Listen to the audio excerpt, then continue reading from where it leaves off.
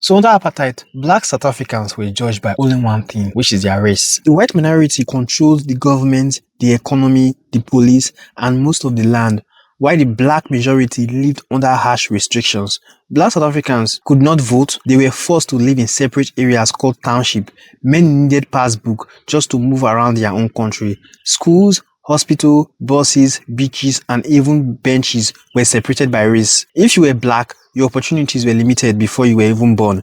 Anyone who resisted apartheid was treated as an enemy. But one man refused to stay silent. A young lawyer named Nelson Mandela joined the African National Congress, also known as the ANC, fight against white minority rule. At first, Mandela believed in peaceful protest, but after the government responded with violence, arrest, and unaliving of civilians, the resistance became stronger. Mandela secretly traveled across Africa, seeking support for anti-apartheid struggle. Countries like Nigeria, Tanzania, Ghana, Algeria, Zambia, and Ethiopia supported the struggle with funding, military training, political backing, and safe space for activists. Nigeria became one of the loudest voices against apartheid, helping funding liberation movement and pushing African countries to isolate the apartheid government internationally. But the South African government struck back. In 1962, Mandela was arrested. 2 years later, he was sentenced to life imprisonment. But prison did not kill the movement. Instead, Mandela became a global symbol of resistance. Inside South Africa, protests continued growing. Workers went on strike, students marched in the street, many were unalived by police,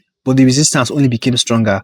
Outside South Africa, countries around the world placed sanctions on the apartheid government. Businesses pulled out. Sport teams refused to play South Africa. The economy began to suffer. The apartheid government was becoming isolated. By the late 1980s, pressure was everywhere, from the street, from the African nations, and from international community. Finally, in 1990, Nelson Mandela was released from prison. And 4 years later, in 1994, South Africa held its first democratic election, where black citizens could finally vote. Nelson Mandela became the South African first black president. Though the black South Africans paid heavily for their freedom with their own sweat and blood, but they wouldn't have done it without the help of other African countries and the international community, most especially Nigeria, who helped them militarily and financially. But the same South Africa are attacking Nigerians and other African countries to leave their country. The same country that the borders were drawn by their own oppressors. Africa is supposed to be united, but instead, because of a border, a line drawn in a conference that even Africans were not even invited into, you are fighting your own brothers because of borders.